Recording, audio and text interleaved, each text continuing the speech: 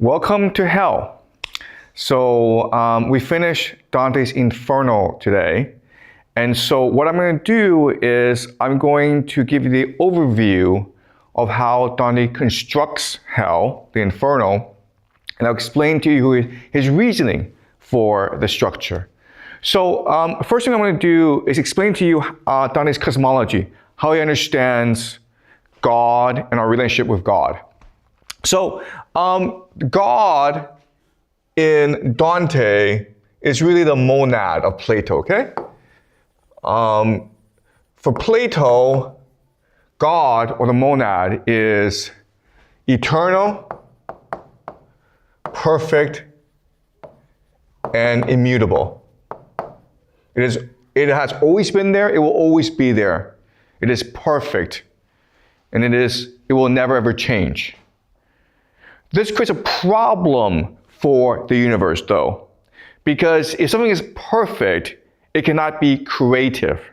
It lacks an imagination. If it knows everything, there's nothing for it to learn. Okay? So it lacks an imagination. But without an imagination, the problem is the universe cannot expand. It cannot renew itself. It cannot rejuvenate. So to solve this problem, what God does is create us, okay, humans. Because the problem with humans is that we exist in three different planes, okay? There is the ethereal, the spiritual, and the material. Okay, so we're existing in multiple dimensions. And when we exist on the material, we have bodies, right? And these bodies create pain and pleasure. We can also die. And as a result, we can sin. Sin. Okay, what allows us to sin is free will. Why it's important to sin, though, is that you can now be creative. You can now take risks. You can now be imaginative. What's important in this process is to redeem yourself, to forgive yourself. The problem then is, okay, if we can sin, we can do whatever we want, how do we know what is good and what is evil? And the solution to this is this. Because when God created us, okay, He breathed into us life. Okay, that's what it says in the Bible. Therefore, there is a spark in us that is divine.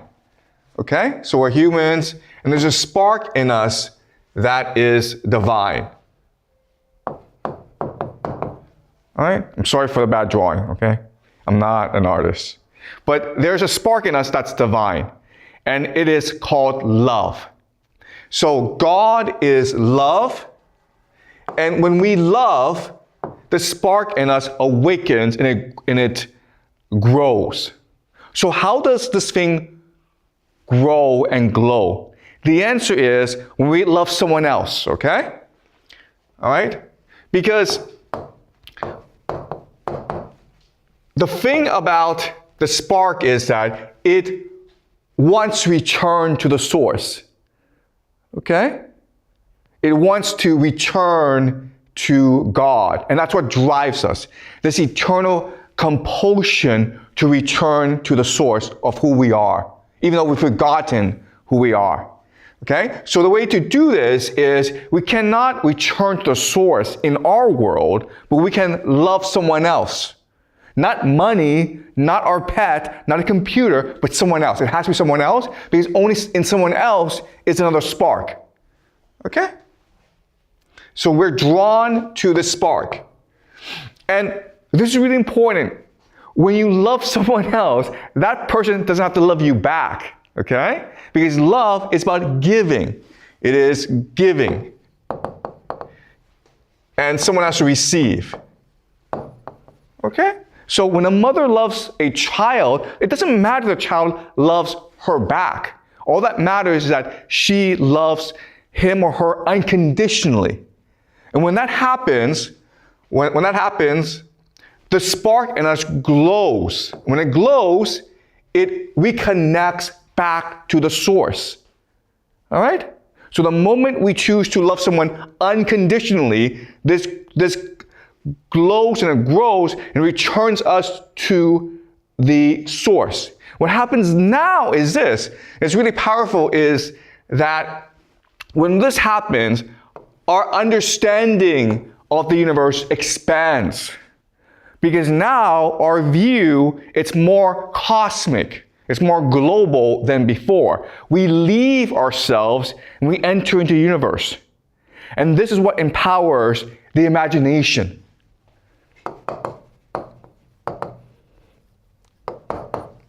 Okay? So this is how Dante understands our purpose. Why we're here, where we came from, where we're going. It is so that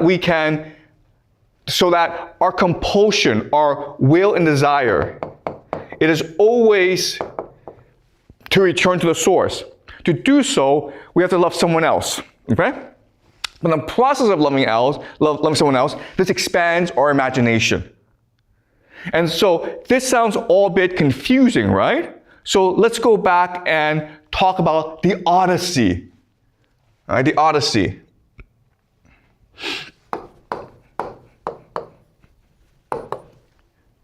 The Odyssey. The Odyssey is an epic poem about a family, right? Odysseus, Penelope, and Telemachus.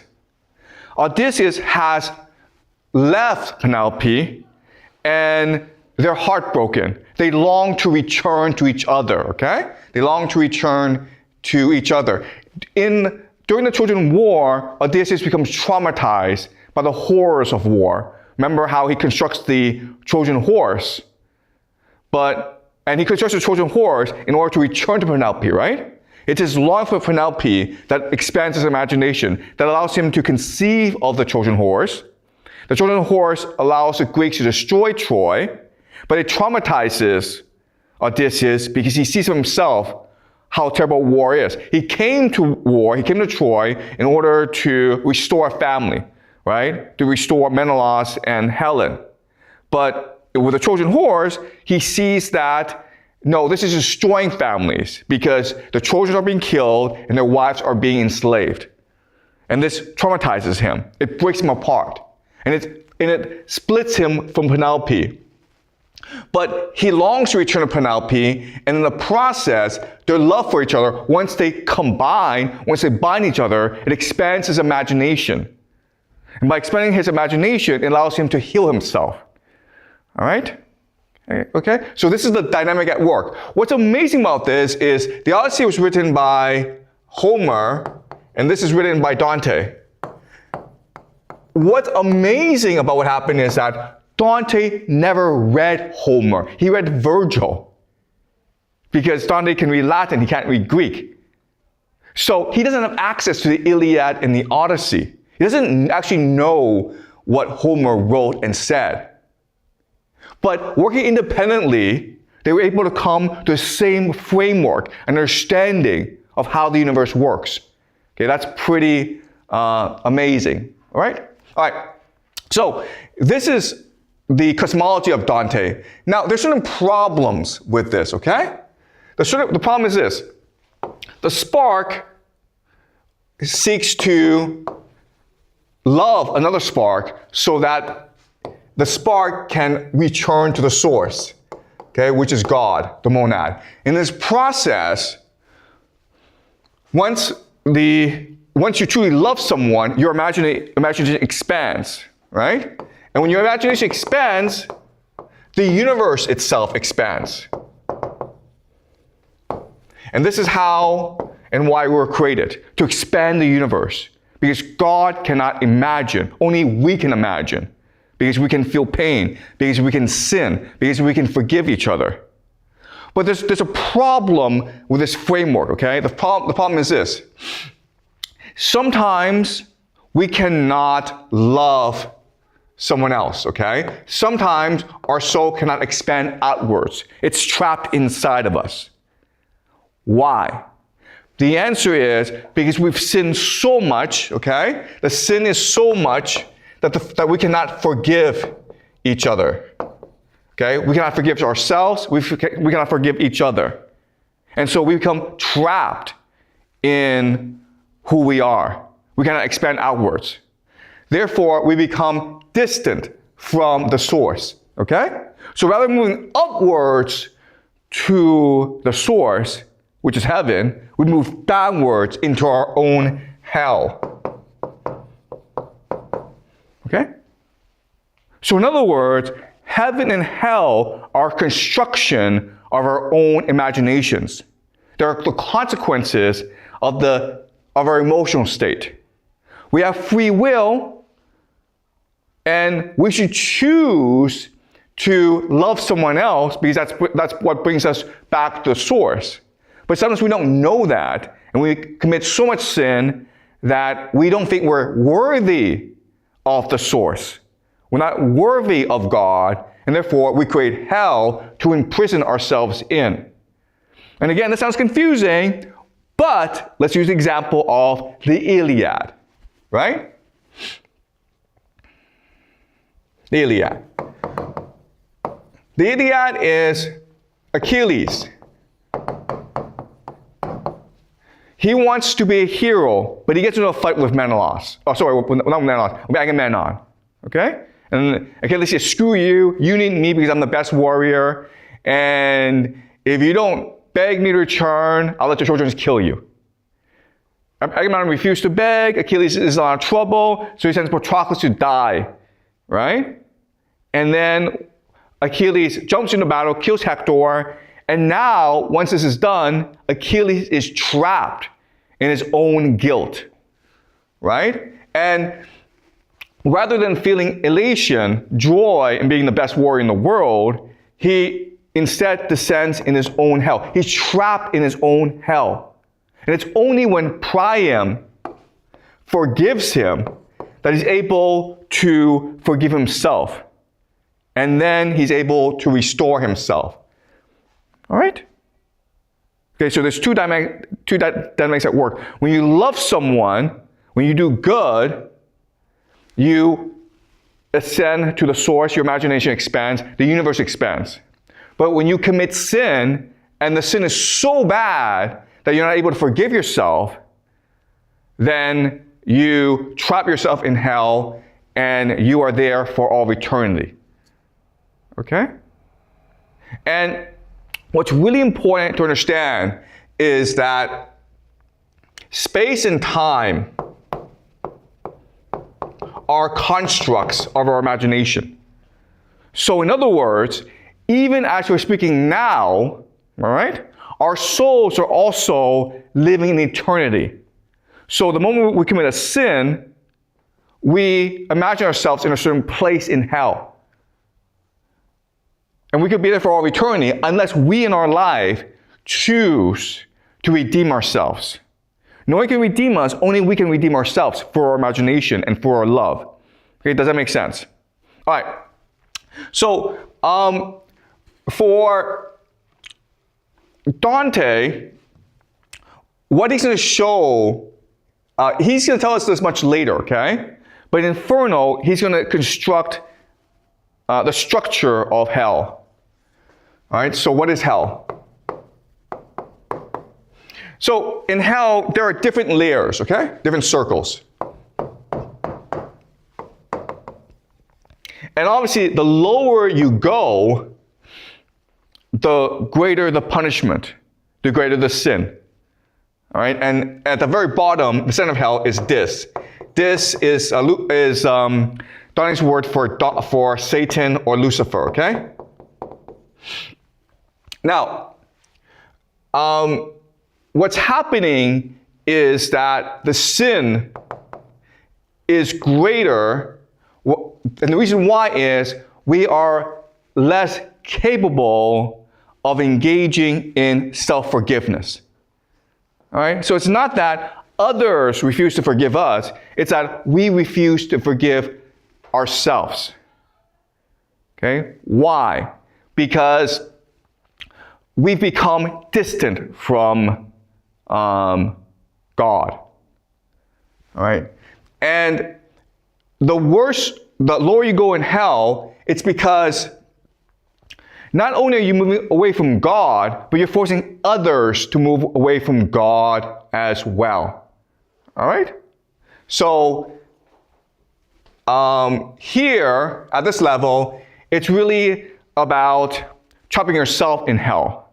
But the lower you go, the more people you trap in hell, and the longer you trap them in hell for. So the worst crime, the worst sin in Dante's world is treachery.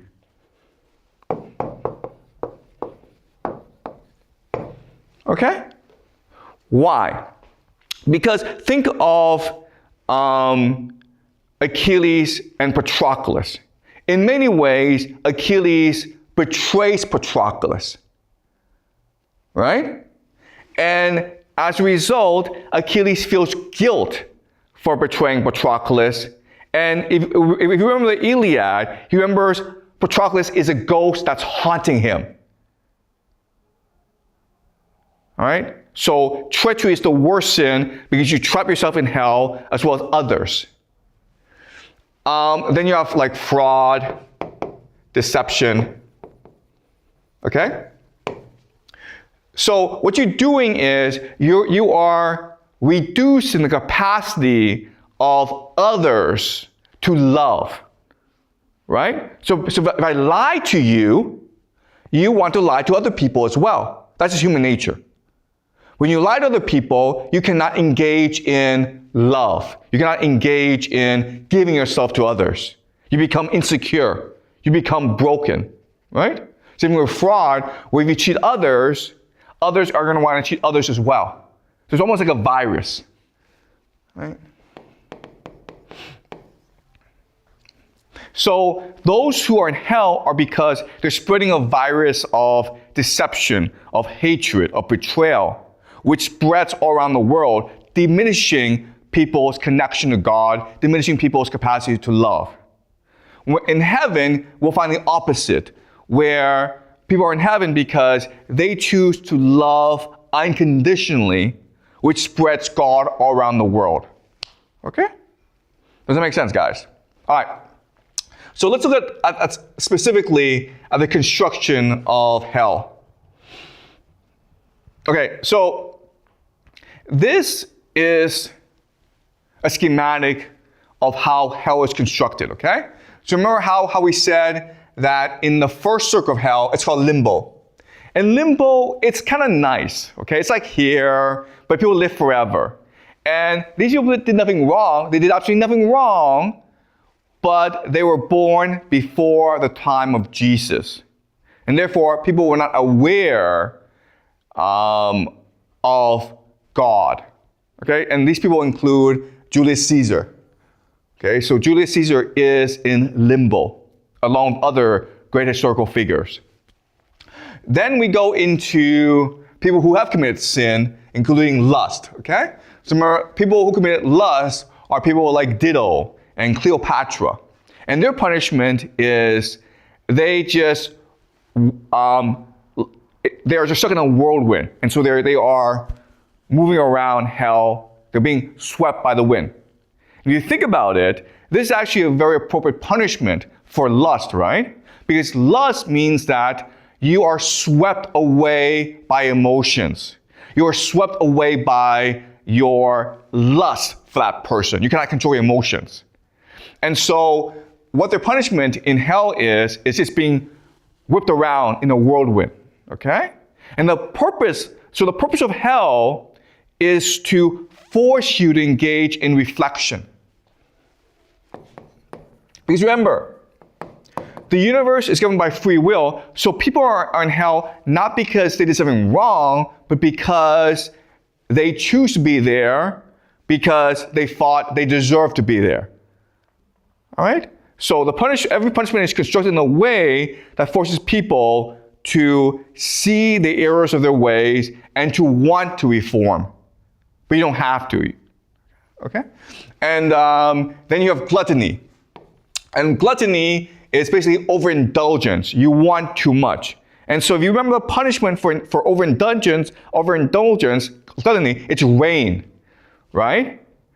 And it's like a rain that never stops. And that's a pretty fitting punishment for gluttony, where you like food and you don't want to stop, right? So it's almost like raining on you, and it can never stop. Okay, so and again, the purpose is to force you to see the error of your ways, to see the limitations of your sin, and to want to reform. All right, and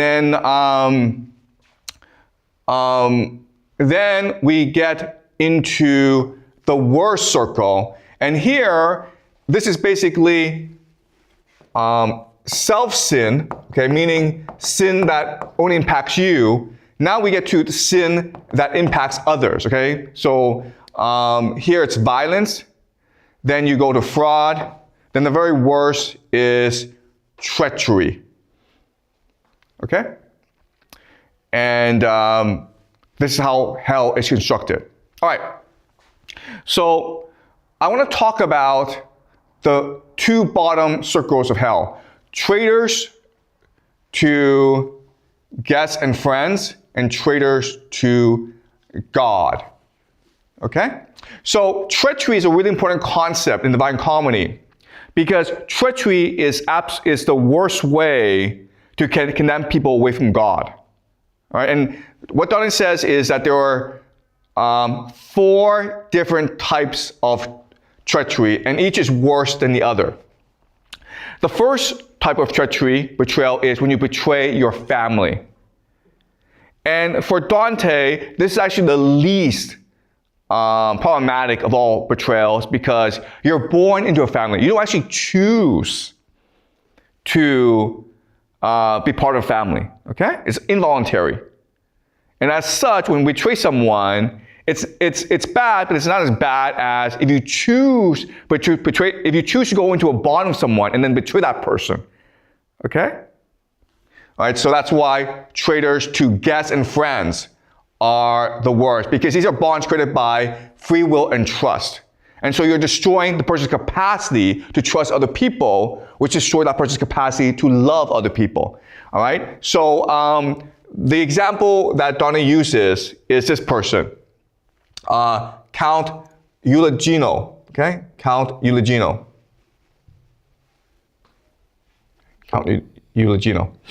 And he's actually a real person. So remember how Dante was participating in these political wars in Italy? Well, from his perspective, the worst culprit was Count Euligino, who was the head of Pisa. He comes from a very prominent family, and he's power crazy. So what he does is he betrays everyone in order to obtain power. And then finally, he was betrayed by one of his friends, an archbishop. And this archbishop betrays Count Euligino and throws him into prison along with his children, and then he throws away the key so that they starve to death together. Okay? And when Dante and Virgil encounter Count Euligino, he is biting the head of the archbishop. They're stuck in a frozen lake to represent all eternity, to represent immutability, the incapacity to change. And this is happening over and over, where Count Euligino is biting the head of the archbishop. Now, if you think about it, this is an analogy to Achilles mutilating the body of Hector, right? Remember in the Iliad, Achilles kills Hector in a battle, and at this point, he should return Hector's body for ransom to the Trojans so the Trojans can bury him. But instead, Achilles spends all his time just mutilating Hector's body. Achilles feels guilt and sorrow for the loss of his friend Patroclus, and he takes it out on Hector, okay, by mutilating Hector's body. The same dynamic is happening here, where Count Euligino blames the archbishop for the death of his family. Okay? But he in his heart knows it's not the archbishop that killed his children. It was him himself who condemned his children because he constantly engaged in the pursuit of power. When you engage in the pursuit of power, you move away from love. You lose the capacity to love your children, and so you condemn your children to hell and to death. Okay? So it's this self-hatred that drives his hatred of the archbishop. So it's a very similar dynamic as the Iliad. And what Homer says and what Dante says is the same thing, which is betraying others condemns you to betraying everyone, including your own children. And that makes you hate yourself so much that you burn with self-hatred for all of eternity. Okay? You are now the most imprisoned in hell because of your self-hatred. Okay? Does that make sense, guys? All right. So what we're going to do is we're going to read this part from the Divine Comedy. And so the story is, again, Count Eugene, he's always engaged in power politics. He's always engaging in betrayal, including betrayal of his own people in Pisa. Eventually, the people of Pisa get really angry at him, and they overthrow him, led by the archbishop. He's thrown into prison. His children are also put into prison with him, and the archbishop throws away the key. So he's just left to starve.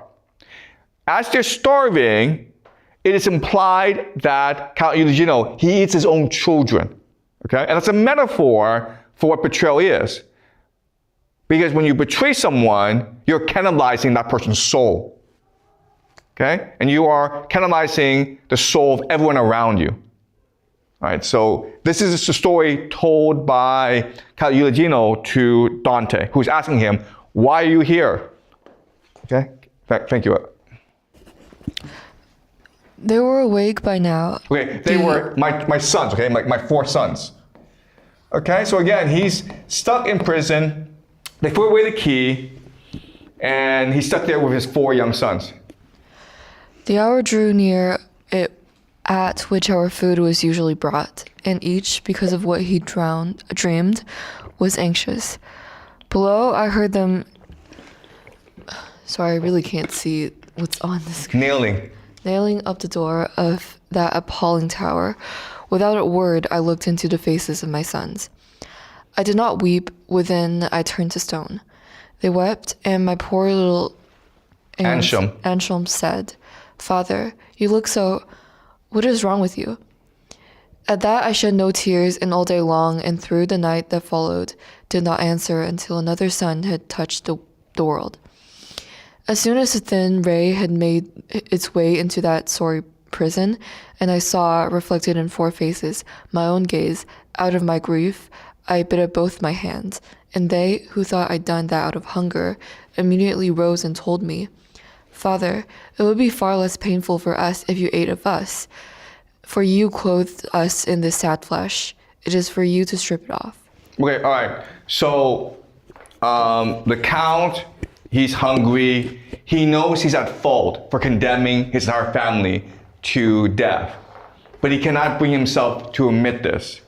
And he becomes very anxious, and he starts biting himself because he's so afraid of what will happen to his sons. His sons see this, and they feel pity for him and say, are you hungry? And he can't answer, so they basically said to him, you know what, it's better for you to eat us than for us to see you starve. All right? So the sons are demonstrating a last act of love for their father. And because the man, he has betrayed so many people, and he can only see the world in terms of betrayal, he doesn't recognize this act of love. He's confused by it, and he's desperate to feed himself. So he actually eats his sons. Okay? And so that's why treachery is so devastating, because it blinds you to the possibility of love. Okay? It denies you the possibility of love. And it lets you commit the most evil because you refuse to believe that love exists. Okay? Right. Now, okay, this is the most interesting part, where we are now at the very bottom of hell. We've entered the very center of hell. And so this is the place for the worst people. And so there are 4 people in the very center of hell. There's this, Satan Lucifer, okay? The man, the angel who betrayed God and who was condemned to hell. And then he's biting 3 individuals who betrayed God. He is biting, chewing on Judas Iscariot, who betrayed Jesus. That makes sense. The other people don't actually make any sense. They are Cassius and Brutus. And I'll explain to you why it doesn't really make sense later, okay? But can you read that, Ivory? You can skip this part. This is Latin. Okay.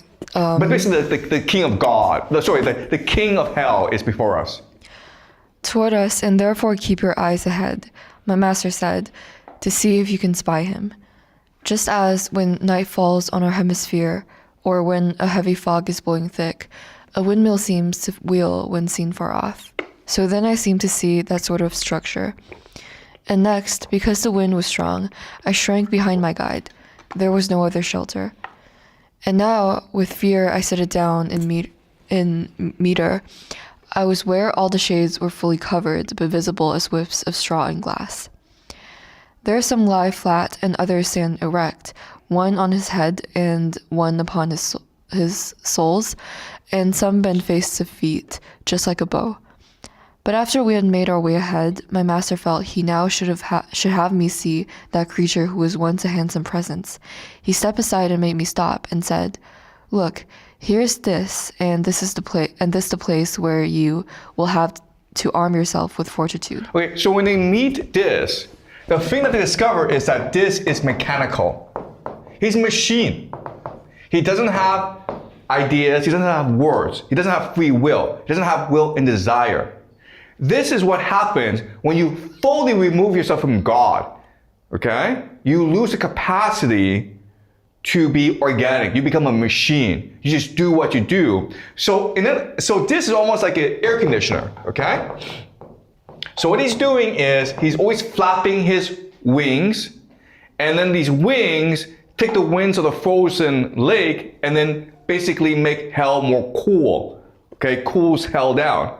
But this lacks agency, lacks ideas, lacks everything, okay? So it's just a machine now. And this, Satan, Lucifer, is 3 heads, and on each head are budding 3 people, okay? The first is, of course, Judas Iscariot, who betrayed Jesus. And again, this makes perfect sense. But you have Brutus and Cassius. And Brutus and Cassius are the ones who betrayed Julius Caesar. Okay? So if you just extend the logic, you would think, okay, well, if Jesus was betrayed by Judas Iscariot and Jesus is God, and Brutus and Cassius betrayed Julius Caesar, therefore, Julius Caesar should be God as well, right? Therefore, Julius Caesar should be in heaven. But he's not in heaven. He's in limbo. This makes no sense.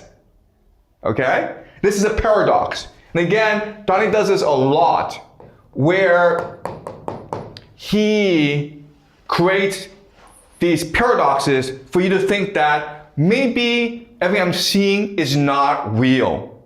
Maybe this reality, it's being created for me by a stronger power, okay? So the question then is, who would think of putting Brutus and Cassius into hell? And that person, of course, would be Virgil. Okay? And this gives us another clue that maybe it's Virgil who's master of hell and not Lucifer, Satan. Because Lucifer, Satan don't have agency. They have no imagination. They don't actually speak or think. They're just a machine. Whereas Virgil is the one who's navigating and negotiating hell, and maybe he wants to put Brutus and Cassius into hell because Virgil's master, of course, is Augustus Caesar, right? And Augustus Caesar, his father is Julius Caesar. And in fact, Augustus Caesar made Julius Caesar god of his time. Okay? So if you just feel this logically, it doesn't make any sense if we just think that everything is as it seems. Right? Now, what's going to happen is that they're going to climb Lucifer and escape hell, and now they're in purgatory. All right? They've left hell, now they're in purgatory. And this is the first stanza of, sorry, not the first stanza, but when they go into purgatory, and purgatory is actually a mountain, okay? And they're going to climb the mountain so that they can ascend ultimately to heaven. But on the shores of purgatory, they meet the guardian of purgatory. And this guardian is named Cato. Who is Cato? Cato, along with Brutus and Cassius, opposed Julius Caesar. At this time, Julius Caesar was amassing power for himself in Rome. There were a lot of people who opposed Julius Caesar, including Ptolemy and including Cato. Cato chose to kill himself rather than submit to Julius Caesar. But this makes no sense because, first of all, okay, Cato was born before Jesus. Does that make sense? He was born before Jesus. And Virgil told us that if you're born before Jesus, the best place you can hope for is limbo. That's it. But Cato is in purgatory, which is better than hell. But not only that, but he's the master and guardian of purgatory. That makes no sense. That's point one. Point two is he killed himself. This is a sin. Okay? This is a crime. You should be in hell for that. Why is he in purgatory? And the third thing is he betrayed Caesar. Okay? Or opposed Caesar. Cassius and Brutus also betrayed and opposed Caesar. And they are burning in hell. Right? So again, this is a paradox. And it forces us to think about what's really going on here. All right? So can you read, Ivory? I saw a solitary patriarch near me, his aspect worthy of such reverence that even son to father owes no more. His beard was long and mixed with white, as were the hairs upon his head, and his hair spread down to his chest in a divided tress. The rays of the 4 holy stars so framed his face with light that in my sight he seemed like one who is confronted by the sun. Who are you, who, against the hidden river, were able to escape the eternal prison? He said, moving those venerable plumes. Who is your guide? What serves you both as lantern when, from the deep night that will always keep the hellish valley dark, you were set free? The laws of the abyss, have they been broken? Or has a changed decree in heaven let you, though damned, approach my rocky slopes? So again, this is Cato, okay? And again, Cato is the guardian of purgatory, so he sees Dante and Virgil emerge, and he's like, what are you guys doing here? This goes against the laws of the universe. You should not be able to break free of hell. All right, can you read it? My guide took hold of me decisively. By way of words and bands and other signs, he made my knees and brow show reverence. Then he replied, I do not come through my own self. There was a lady sent from heaven. Her pleas led me to help and guide this man. But since your will would have a far more full and accurate account of our condition, my will cannot withhold what you request. This man had yet to see his final evening, but through his folly little time was left before he did, he was so close to it. As I have told you, I was sent to him for his deliverance. The only road I could have taken was the road I took. I showed him all the people of perdition. Now I intend to show to him those spirits who, in your care, are bent on expiation. To tell you how I led him would take long. It is a power descending from above that helped me guide him here to see and hear you. Okay, so what's happening here is Cato's like, what are you guys doing here? And Virgil steps up and tries to explain what's going on. Now what's interesting is that Cato and Virgil know each other. They were born and they lived around the same time in Rome, okay? And they were in limbo together. So they know each other really well, but Virgil is being very polite to him. He's almost afraid of Cato, okay? All right. Keep on reading, Ivory. Now may it please you to approve his coming. He goes in search of liberty, so precious, and as he who gives his life for it must know. You know it, who in Utica found death. Okay, so he killed himself in Utica, okay?